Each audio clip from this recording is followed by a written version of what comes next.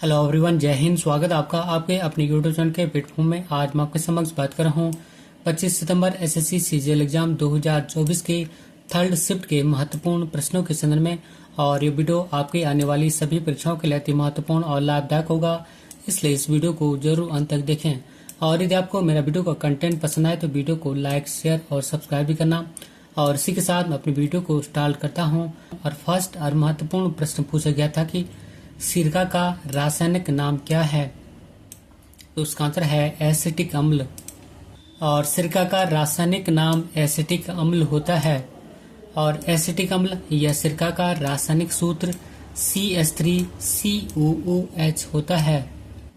और एसिटिक अम्ल या सिरका को एथेनोइक अम्ल भी कहा जाता है, क्योंकि यह इसका IUPAC नाम होता है। और नेक्स्ट महत्वपूर्ण प्रश्न पूछा गया था कि भारत के किस प्रधानमंत्री के द्वारा वर्ष 1968 में गेहूं क्रांति शीर्षक से एक विशेष डाक टिकट जारी किया गया था। इसका आंसर है इंदिरा गांधी के द्वारा। और हरित क्रांति की उपलब्धियों को दर्शाने के लिए तत्कालीन प्रधानमंत्री इंदिरा गांधी ने जुलाई 1968 में गेहूं क्रांति शीर्षक से एक विशेष डाक टिकट जारी किया था। और नेक्स्ट महत्वपूर्ण प्रश्न पूछा गया था कि जीएसटी अर्थात वस्तु और सेवा कर संविधान के किस संशोधन अधिनियम के द्वारा पेश किया गया था।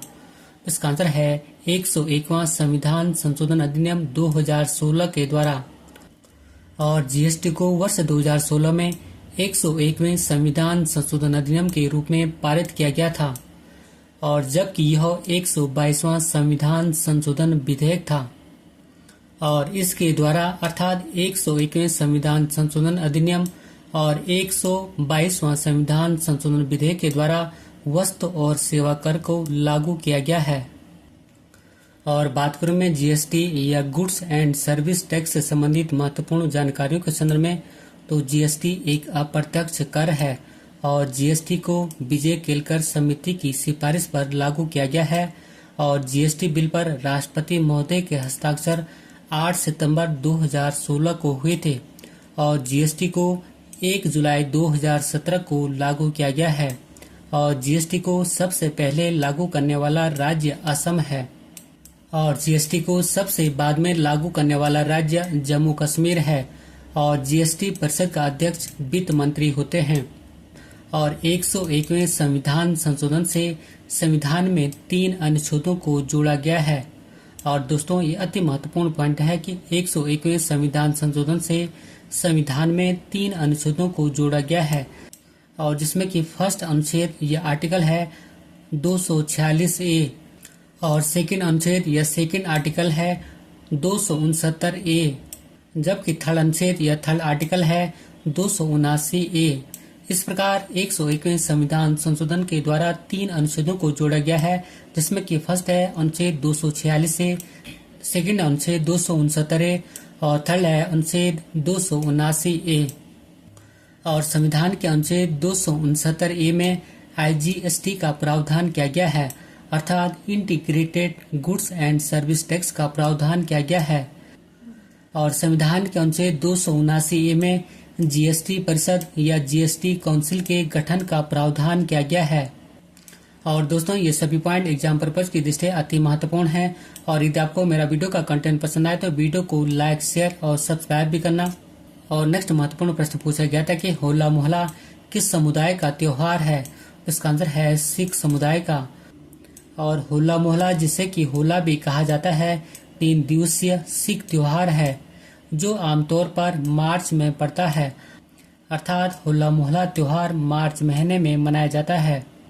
और नेक्स्ट महत्वपूर्ण प्रश्न पूछा गया था कि मौसिनराम मेघालय की किस पहाड़ी में स्थित है। इसका आंसर है खासी पहाड़ी में। और खासी पर्वतमाला भारत के मेघालय राज्य में शिलोंग पठार में स्थित है।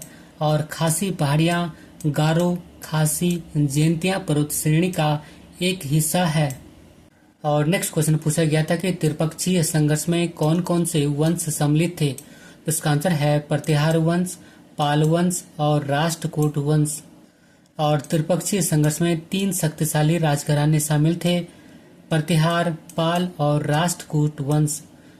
और त्रिपक्षीय संघर्ष, जिसे कि कनौज त्रिभुज युद्ध भी कहा जाता है, और उत्तरी भारत में कन्नौज साम्राज्य के सिंहासन के नियंत्रण के लिए लड़े गए युद्धों की एक श्रृंखला थी, अर्थात त्रिपक्षीय संघर्ष एक युद्धों की श्रृंखला थी जिसमें कि प्रतिहार वंश, पाल वंश और राष्ट्रकूट वंश सम्मिलित थे।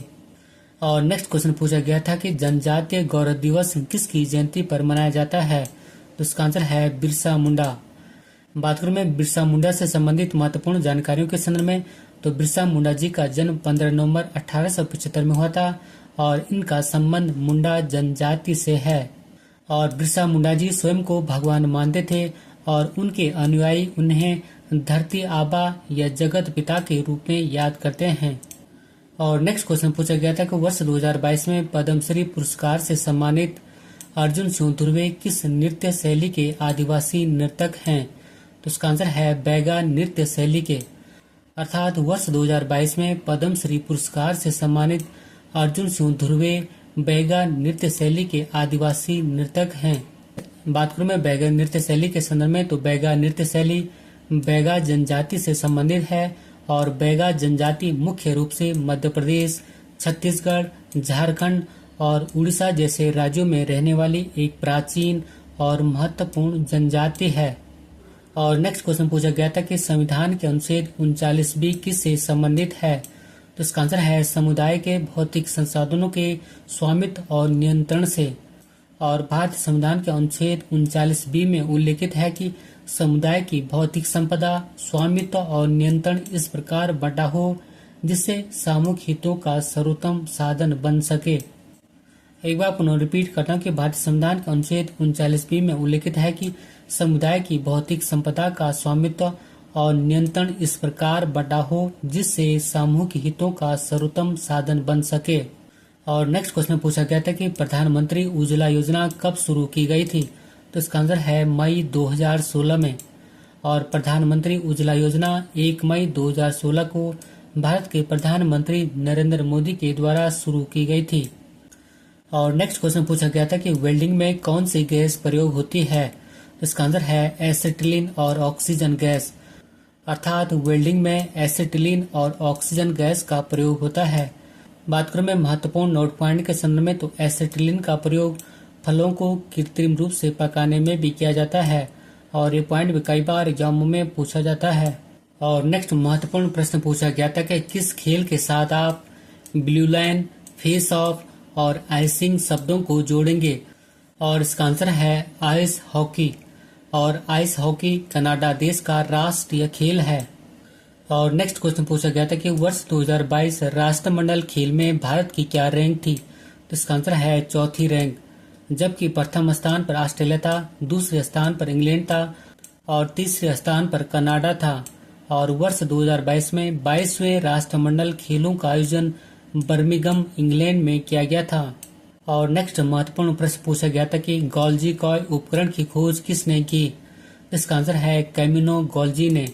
और कैमिनो गॉल्जी ने 1898 में गॉल्जी उपकरण की खोज की थी। और नेक्स्ट महत्वपूर्ण प्रश्न पूछा गया था कि खुदाई खिदमतगार पार्टी की स्थापना किसने की, इसका आंसर है खान अब्दुल गफ्फार खान ने। और इन्होंने खुदाई खिदमतगार पार्टी की स्थापना वर्ष 1930 में की थी। बात करूं मैं खान अब्दुल गफ्फार खान से संबंधित महत्वपूर्ण जानकारियों के संदर्भ में, तो खान अब्दुल गफ्फार खान भारत का सर्वोच्च नागरिक सम्मान भारत रत्न प्राप्त करने वाले पहले विदेशी व्यक्ति थे और इन्हें भारत रत्न सम्मान वर्ष 1987 में मिला था।